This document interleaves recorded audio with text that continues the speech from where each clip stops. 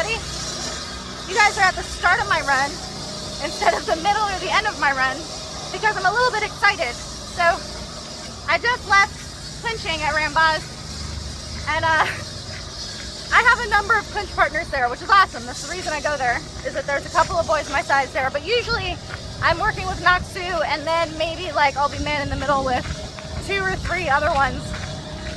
But today Naksu is fighting at max, so I had only M16, who's much bigger than me and is hilarious, but he has this really, really good turn to like throw me off of him, and he's really good at wrenching my neck down. So I was cackling a lot.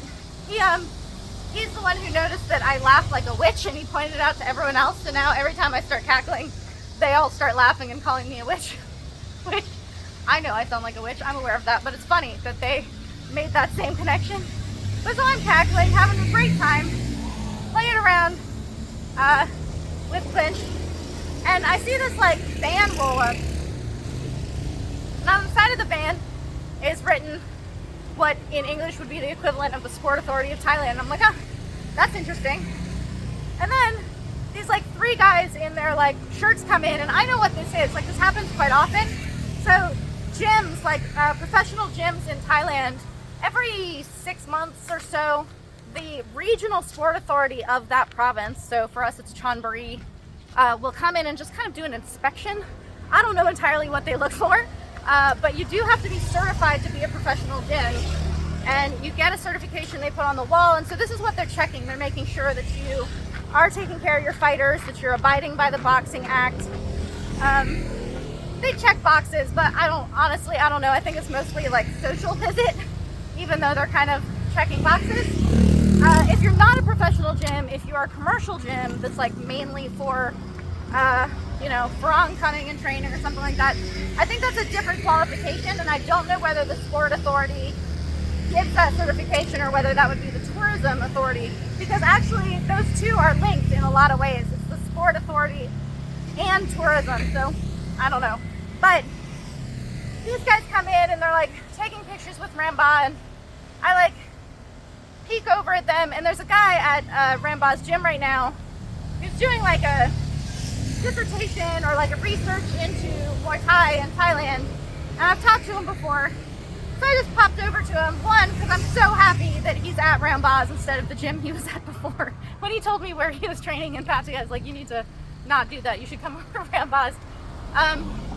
And I was like, I'm really happy you're here, but I was explaining to him what I just said to you, what the Sport Authority does when they come by and check, just so he knows what's going on, because this is somewhat related to the kind of research that he's doing. And so after I finished talking to him and I'm like going back over to my stuff, I put my stuff back on, one of the guys from the Sport Authority, who I know, but I did not know he remembers me. He used to be a ref over at Max and at Tepasit and at a couple other stadia that aren't at Pattaya anymore. But he saw me, and immediately when I went to him, he's like, Sylvie, like he said my actual name. And then he wanted to shake my hand, because that's the way Farang lie. So I shake his hand. He like introduces me to his boss. He's like, you have to meet the boss. So I come over and I wide to the boss man, and he introduces me to the boss man. And then he tells the boss man that I am the Farang who like loves Muay Thai the most, which I don't know, maybe that's true. But it was really nice to be introduced that way. That made me really happy.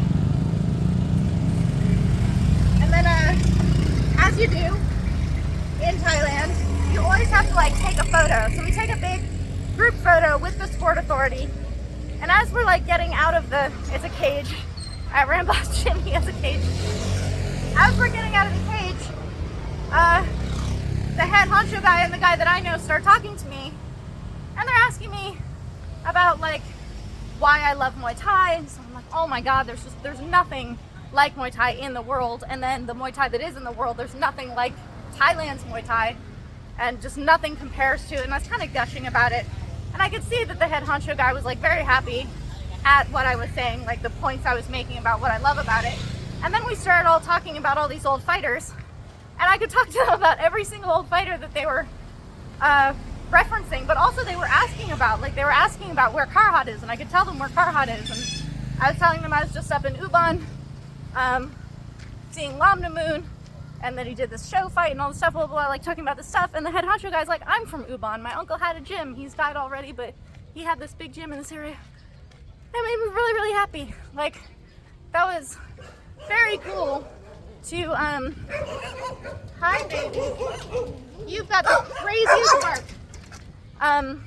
It was really cool. It was really, really cool to be recognized, to also recognize that guy, and to, in that moment of being recognized, be like, let me introduce you to the head honcho, and I have something to say about you to the head honcho. That was cool. That was very like, I have established my place in the like world of people who fucking care about Muay Thai, which is great because I also spent part of my morning going through these old magazines, which I've been talking about for a while, and I was just kind of speeding through them because I'm still just looking for articles or little snippets that I can send to Chai for his gym. So I was just kind of like speeding through, and I was really amazed in this one magazine. I think it was 87. Sometimes when you like read the history of something, like you're going through newspapers or years of something, you don't realize that things happened in the proximity to each other. Like, Kevin and I don't remember why we did this, but Kevin and I one time looked at my year of 2018. I fought a lot in 2018, but also everything I can think of as some kind of like major event that was really hard to get through was also in 2018. And I don't understand how I made it through that year. That year was so rough. And maybe I'll make a video about it or something, but it literally starts with me getting dengue fever in like January. And then every month there's some like feeding to non-Chinook or like having my alley tears or getting incredibly sick because the end of the year was the Muay Thai Summit, which was this huge event.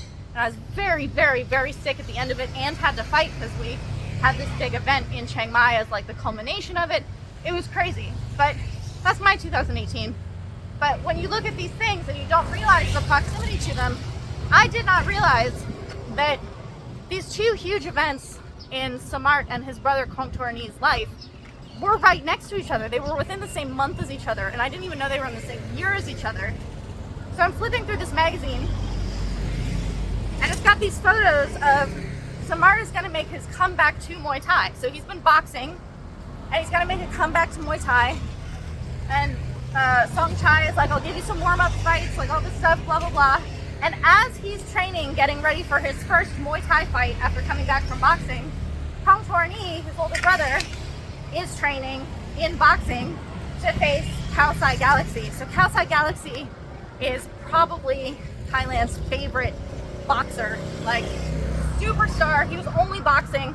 He did fight Muay Thai, but nobody cares. Like, he did not really have a career in Muay Thai. He's like really only a boxer. And Kong Torni was getting ready to face Kaosai Galaxy. And this is a very, very controversial decision fight. Kaosai won that fight. He got the decision. But if you watch it on YouTube, you'll see people actually stormed the ring. It's very controversial. People were like, there's no way Kong Torni won that fight. People still talk about it now. And the reason it matters, like, there are fights that people disagree with what the result should be. The reason it matters is that that fight is what made Kaosai Galaxy take off as like this superstar of boxing.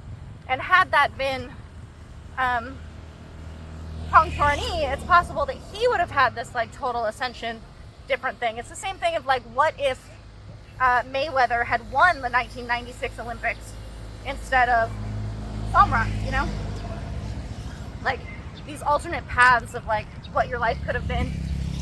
But I had no idea that they were getting ready for their fights to happen in the same month as each other.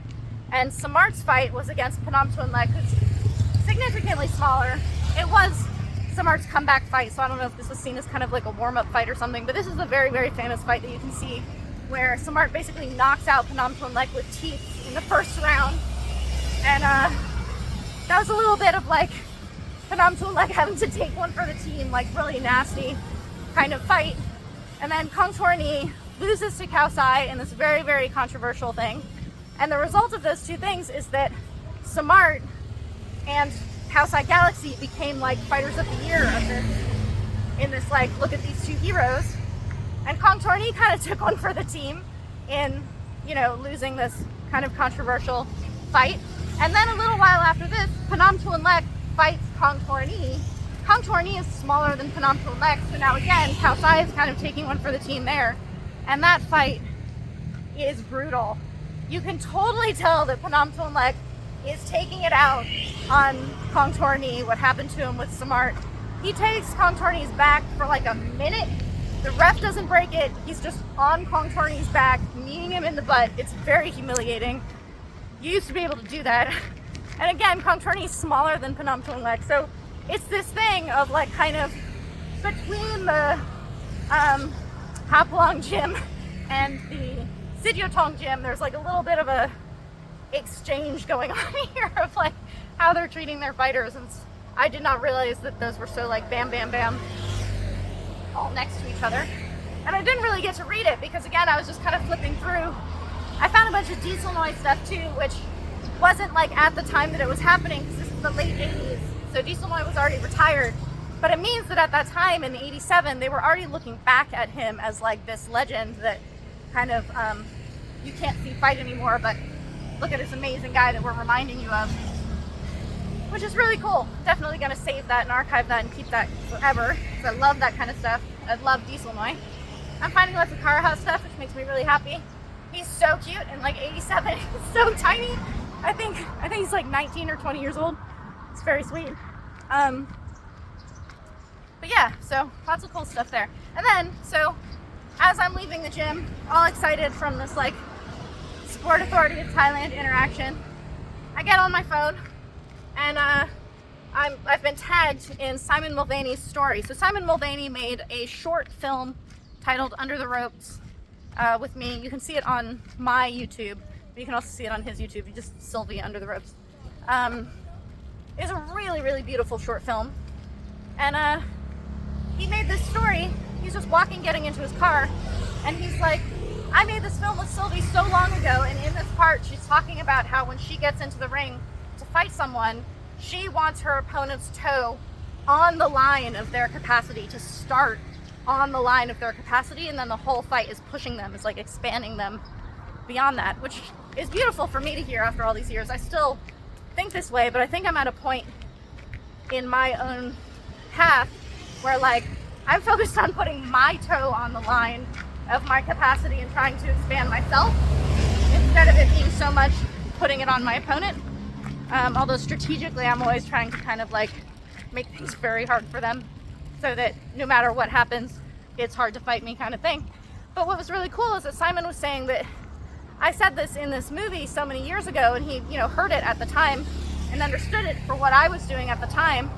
But for him today, remembering it, he's like, this is what I'm doing with my film. Like my filmmaking is the same process of putting their toe on the line of their limits or capacities and trying to expand them. So that was really beautiful that all this time later, that moment that we had together, because that film was made from him and me sitting there talking for, I don't know, an hour or something, and him filming me at Pattaya at the time at the gym, and he filmed one of my fights. So like in that film, it's this fight against Pattaya, who I think I fought 3 or 4 times. I love that. I love when people, it's gonna sound so hippie, I love when people connect to what other people's deep experiences are, because in that moment, your actual life, like what it is that you do, is art. And I think that's really beautiful, because there's a lot of pressure that we put on ourselves about like doing something well or getting good or like performing or any of these things. And the fact is that art is what happens in between all of that bullshit. Like art is not necessarily good or bad. Art actually just evokes and emotes and causes other people to have experiences. It's an insight, and it's a ignition process. So the fact that my life, like my fighting, what I do and put so much into, in that moment, when it's shared with someone else and they're like, I also have this experience, that's the moment that it actually becomes art. it doesn't become art at the moment of like, oh, what a beautiful kick. She's like really got the technique of that correct. Like, art is not about correct. Art is about that connection. It's about again, like inspiring or inciting or causing. It's a causation. I like that. That was really, really cool. So that's why I'm excited. That's why you guys get to see the beginning of my run. Hi, Tiny's. A bunch of little tiny chihuahuas. Very high pitched. Yeah. So I'm gonna get moving. I don't have anything else to say, so it's a little bit of a like, woo, get down off of my excitement into nothing. But yeah, I hope you guys get excited about something, anything in your day, and make some weird connections to people. I love these. All right, this is how we're gonna end it, is Sylvie's weird fucking like textural plant thing. These plants look like crumpled paper and I love them. They're a cactus of some kind, and I've only ever seen them here. I don't know what they're called, I don't know what they do, but they seem like cactus, and I really, really like the textures of them. So enjoy that, and go for a walk and see something weird.